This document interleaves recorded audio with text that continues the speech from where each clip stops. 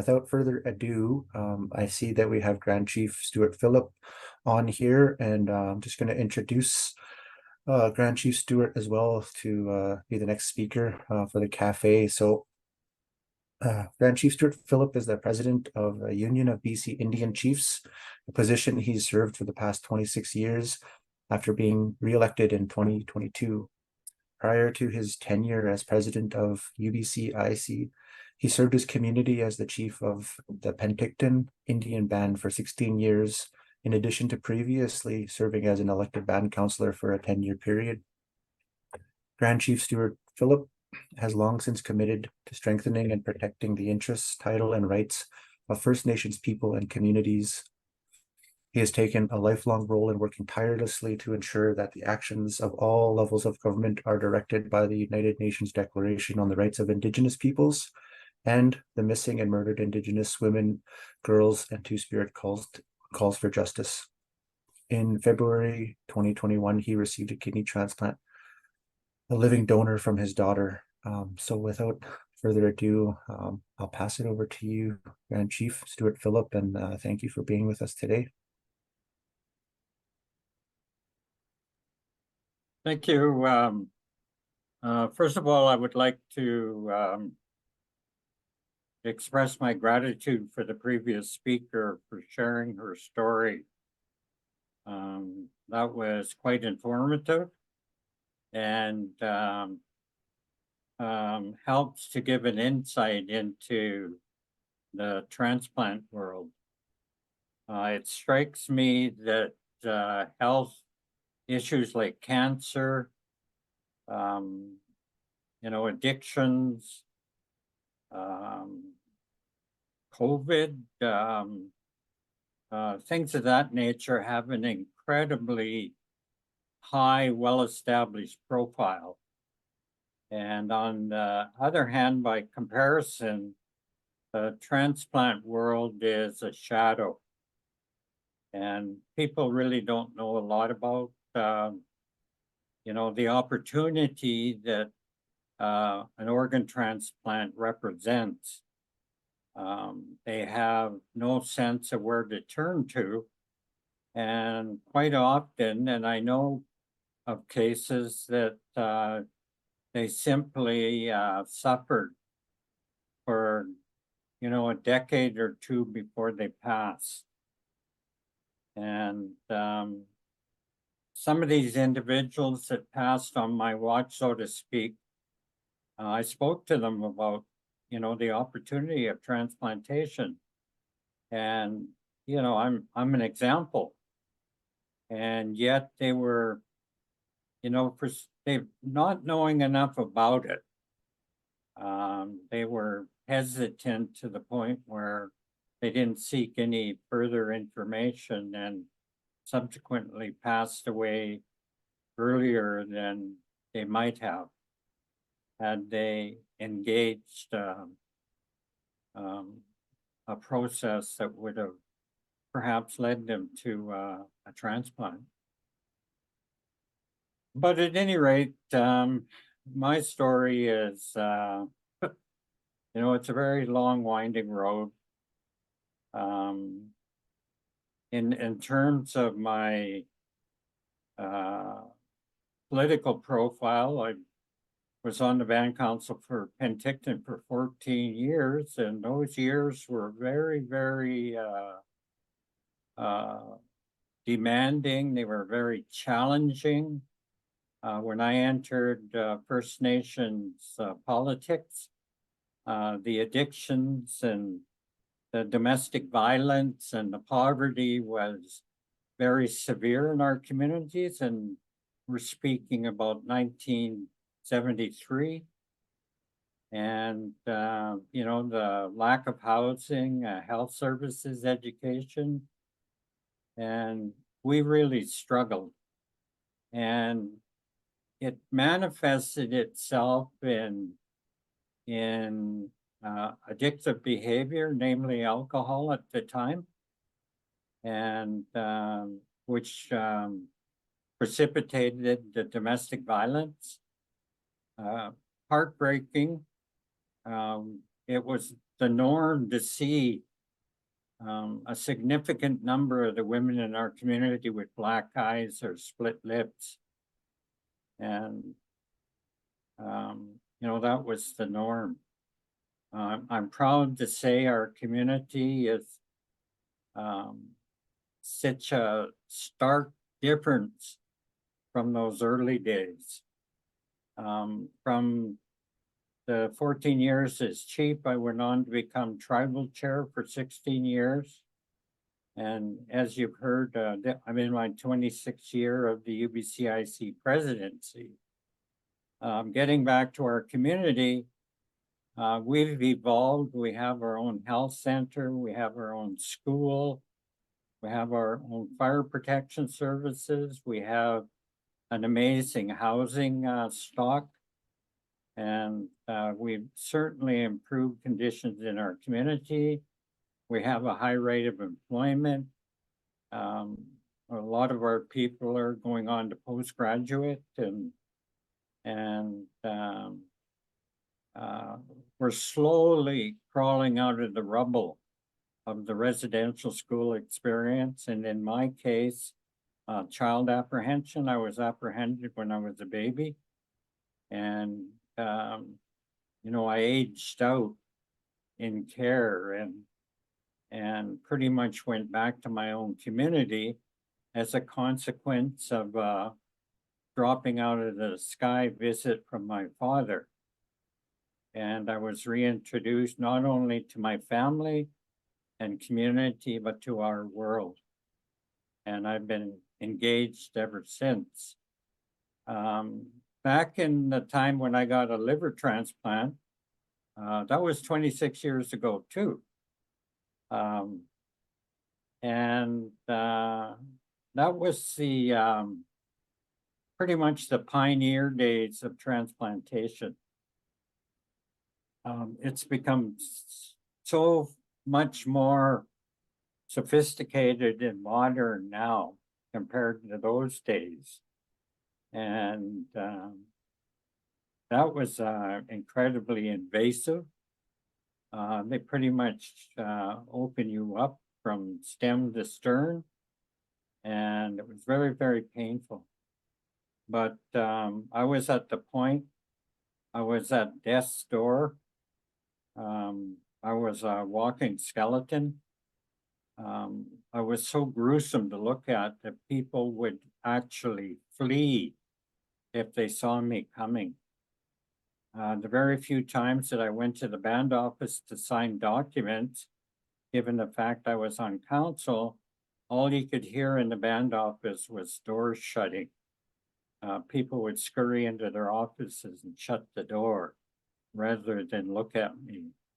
All my veins were on top of my skin, and I could put my two fingers, forefinger and thumb, around my upper arm without any problem at all.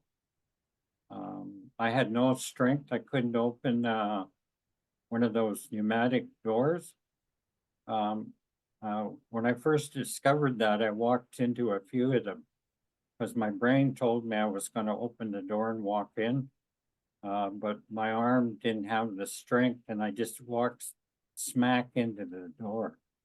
So I learned to back into the door and use my body weight to open doors.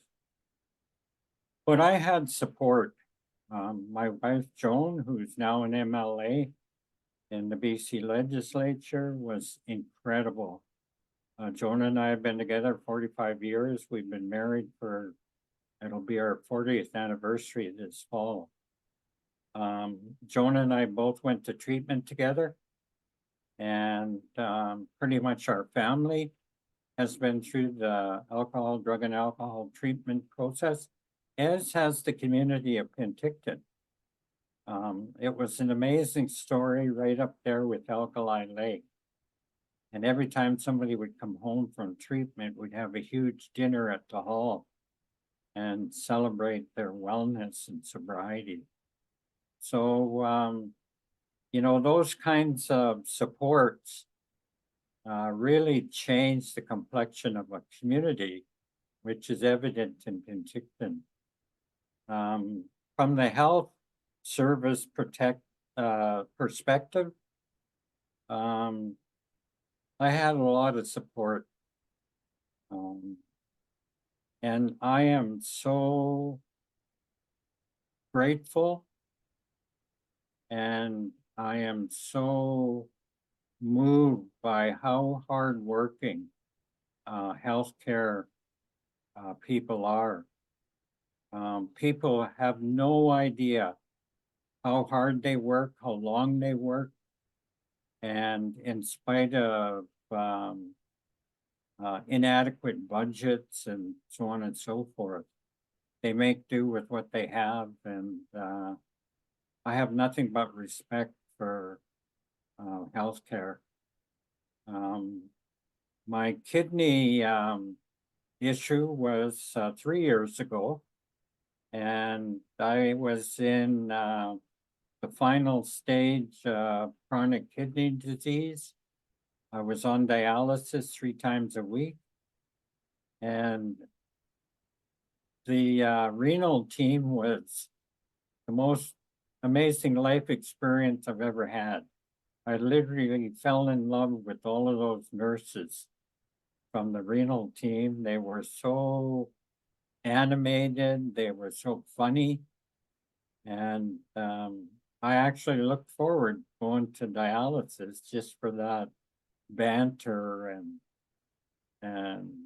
whatnot. And I was really sad to leave when I did get my transplant. I go back and visit periodically as I'm very closely monitored in regard to blood work, and I have regular visits to our transplant clinic. The band itself has supports with nursing help. There was always somebody coming to my door in recovery, either delivering a meal or taking my blood pressure or checking up on me. And, you know, I felt well cared for. And, you know, I'm just so grateful. At the beginning, I heard mention of the precious gift of life. And for those of us that have been through this experience and have come to the point of death, truly understand how precious life is. And I think that's why I'm particularly annoyed with, you know, with those poor individuals that are lost and undertake such risky behaviors in terms of opioids that they often toss away their lives. And I've had 2 nephews that died from overdose. My own son, my firstborn son, died of a carfentanil overdose 5 years ago. And I had a niece that was murdered as a consequence of involvement in the drug world. Penticton Indian Band, like other Indigenous communities, has greatly suffered as a consequence of the opioid crisis in all of our communities. And my liver transplant was a consequence of my own intravenous drug use. One time in my life, one single instance, in about 1973, I was at a party in Vancouver, and everybody was in the bathroom shooting up. And I was out in the living room by myself, so I wandered over into the bathroom doorway, and of course everybody was drunk, and they were all in the throes of the rush from drug use, and you know, they started to get on me about, come on. And so, like an idiot being drunk, I tried it. And as a consequence, I got hepatitis.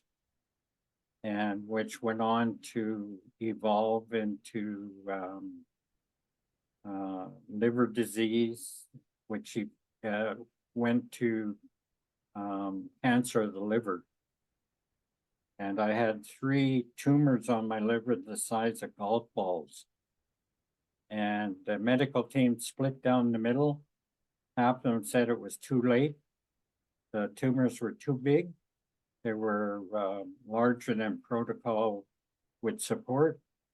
And the other members of the team said, we've got to at least try. And thank God for that, because I was transplanted and it was amazingly successful. And I'm still here today. There isn't a day that goes by that I don't look out. And it bothers me little if it's pouring rain or if it's snowing or we're in the middle of a heat wave. You know, I thank our Creator that I'm still here. I'm still here to be able to experience it. I'm still here to have a presence in the life of my 15 grandchildren and to, you know, share our cultural history and the history of the family with them and enjoy their company. And I'm still part of the movement, so to speak, in, you know, working with missing and murdered Indigenous women and all of the health issues that confront our community, the violence, the gang violence, and so on and so forth, economic development, language, you know, all of those issues, the residential school, survivors, you know, and transplantees. And just in closing, I want to say, as I started out, I talked about the profile of other health issues. And many of those issues have developed a presence as a consequence of campaigns.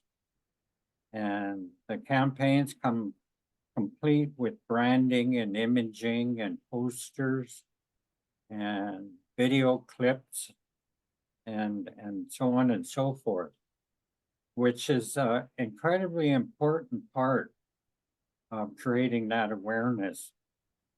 We can't create that much needed awareness by talking to ourselves. This conversation needs to be public. The needs that the previous speaker, Celia, brought up needs to be a matter of public discussion. And we too need posters, and we need, for example, my daughter, who is an athlete, she played for the UBC Thunderbirds basketball team. Soccer and basketball, both of my daughters. They're both teachers, by the way. And they're incredibly athletic. And I would like a poster with myself and my daughter, because her being the donor. I don't think families realize that, you know, that's a possibility. We advertised, we went public with my kidney situation because I had very little time left. And I think we got 6,000 responses. And 400 people actually were screened. And amazingly, there was no one that was identified as a potential match. And, you know, quite frankly, I was shocked about that. When I first heard the numbers, I thought, well, that was close. But when I was told there was no matches, I thought, oh my God, what am I gonna do? And my daughter stepped forward and she said, well, what about me, Dad? And that took me by surprise. And when she was asked later, and she's doing very well right now, she was asked, why did you offer to be the donor for your dad? And she said, well, she said, I had the liver.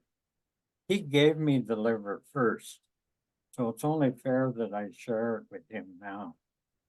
So, God bless my daughter, Lori. So I'm grateful. Every morning I wake up, I'm grateful. I know I didn't get here by myself. I want to express my gratitude to everyone that's online here that has made it their business to work on this issue. And, we can make an amazing difference.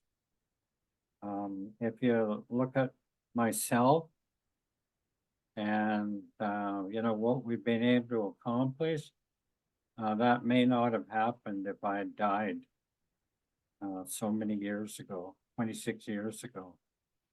So, may the Creator bless each and every one of you. Bye, Lim.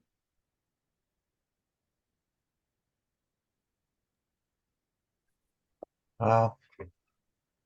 Grand Chief, thank you for sharing those insights and your experiences with us. Definitely feel a lot of emotions hearing you and then also hearing Celia speak. It's a roller coaster of emotions, but it's a good thing for us to be addressing these issues and discussing them today. So I had a follow-up question here for you, just about your decision to speak publicly about your need for a transplant. Can you talk about why you felt it was important for you to speak on the urgency and need to receive a kidney transplant? Well, I think it's because I had and continue to have such a close relationship with my caregivers, the healthcare professionals. And they were, completely honest with me, telling me how dire my situation was. And when you're in dialysis, that's most people don't have an idea what that's like. You arrive at the hospital at a totally early hour and you go into the dialysis room and there's,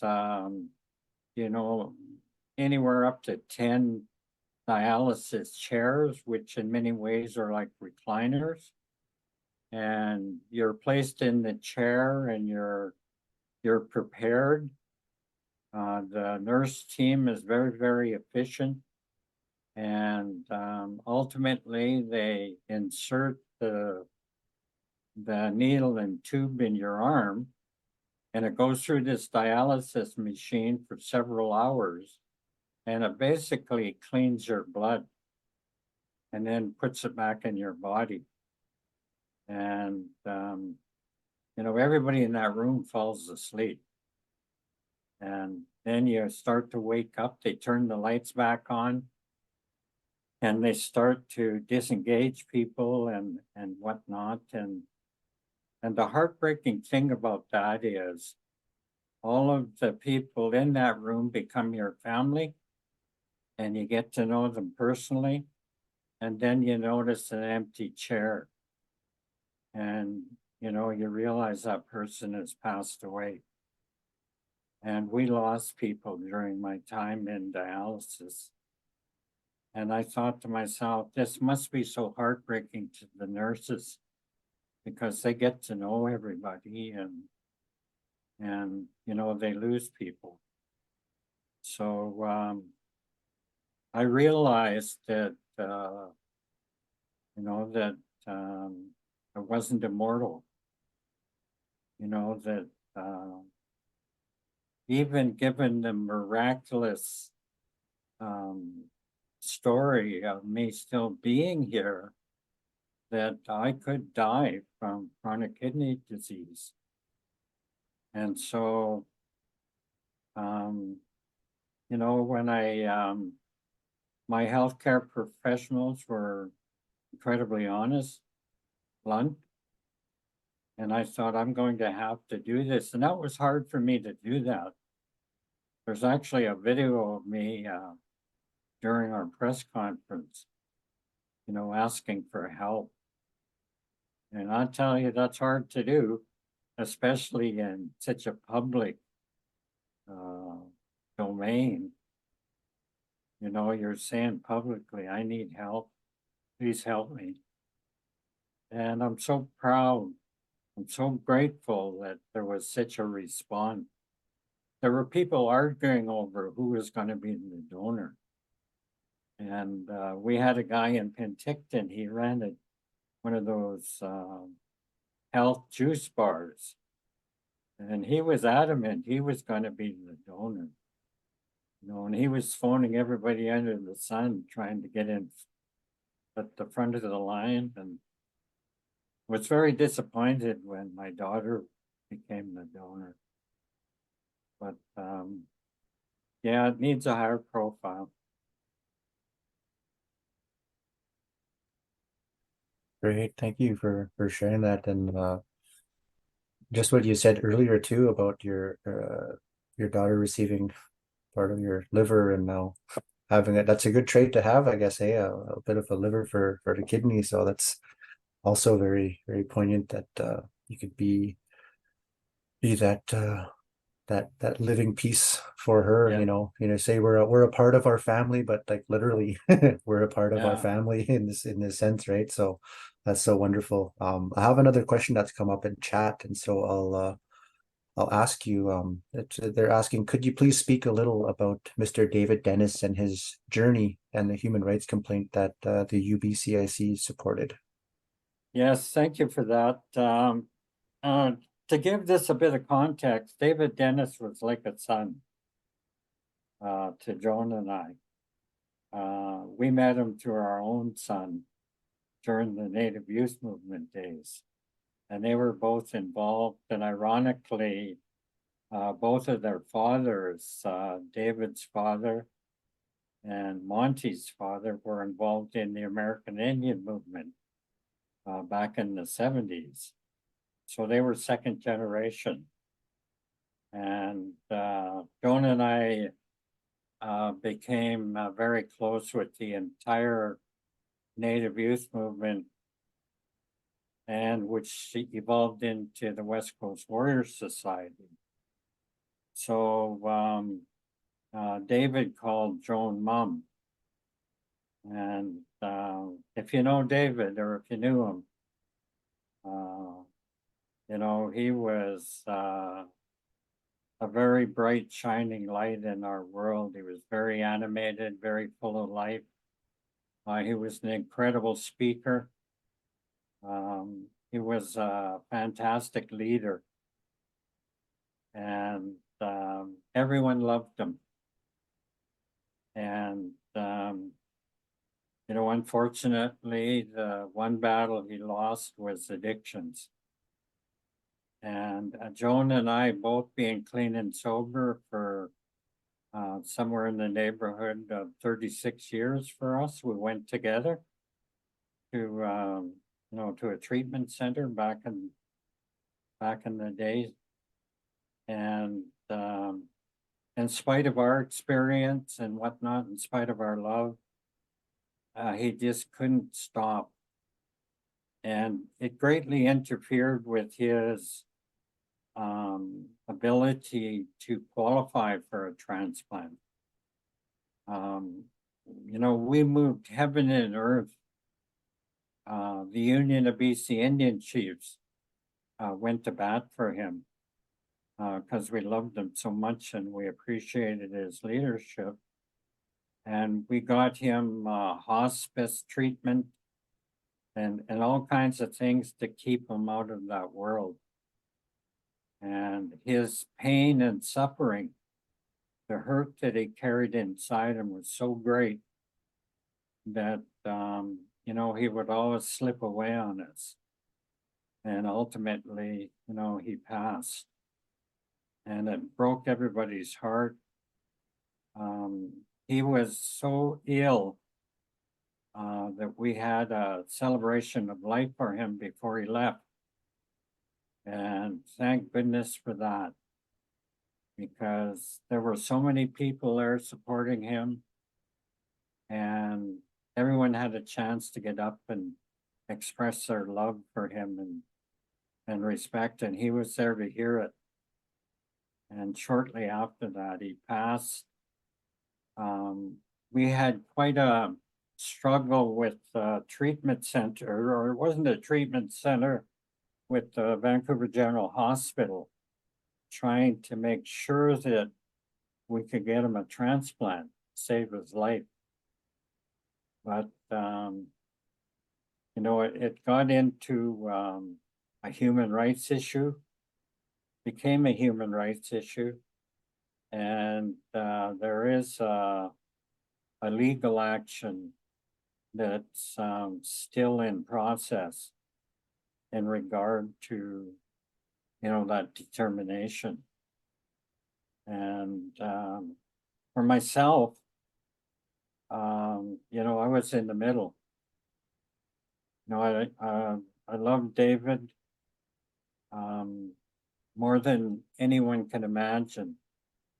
Yet at the same time, that was the hospital I went to for all of my own transplants, and I knew the doctors.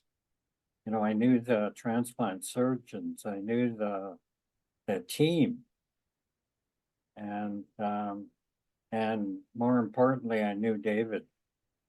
And my own experience with sobriety, it was the hardest thing I ever did was sober up. You know, I felt so powerless and so helpless. And I actually contemplated suicide. You know, as bizarre as it may sound, I thought that's the only way I'm going to be able to stop drinking. And my baby, he's 46 now. It's over 200 pounds. He was a toddler. And, you know, everybody in our community loved him. And I couldn't pull the trigger because I knew how much, you know, it would traumatize him. And I just couldn't do it. So I laid on the bed and I was in this black hole. And I thought, well, what can I do?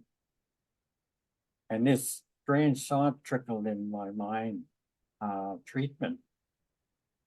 And I didn't know anything about treatment, but I knew it was there. And so, you know, thank the Creator, I went to treatment and subsequently sobered up. Joan went to treatment, sobered up. And pretty much all of our children have went. And, you know, it's, so I knew that part of David's life too. You know, how insidious addictions are, how powerful. So I'm not sure where the legal action will come out, but I'm sure that all of the people involved will ensure it comes out in a good way. I remember we were working with the city of Vancouver, the Vancouver Police Department, the province in developing a sobriety center. And David was on the board. He was the chair, as a matter of fact. And so was his dad. And that was in the aftermath of the death of Frank Paul, who froze to death outside after the police threw him out of the jail and just dumped him on the street. So maybe that will be David's legacy. I think it should be his legacy, because he still lives in the hearts of so many people. And I miss him. You know, him and I used to meet for breakfast And he would always call me sir. You know, no matter how long we knew each other, he called me sir. And like I said, he was like a son.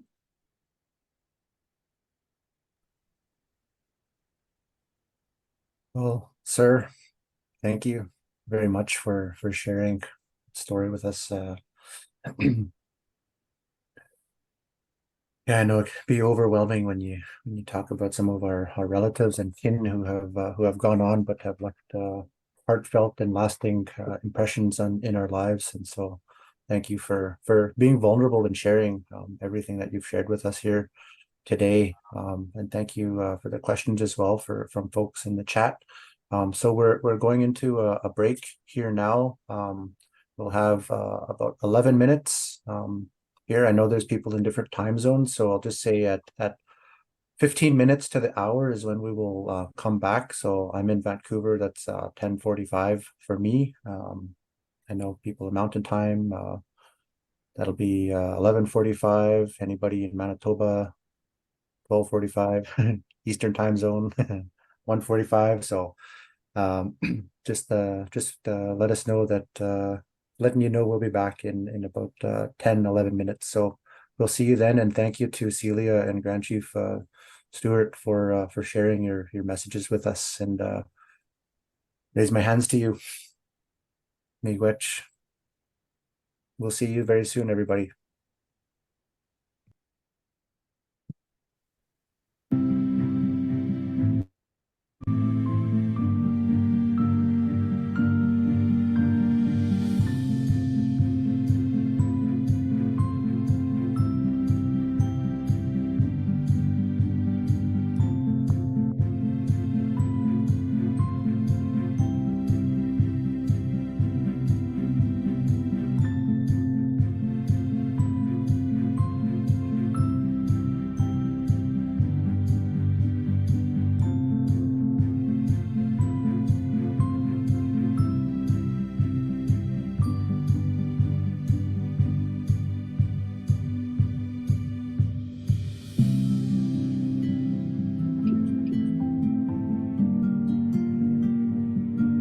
Things to check in on. We got a little bit of break here, but talking about organ transplant donation because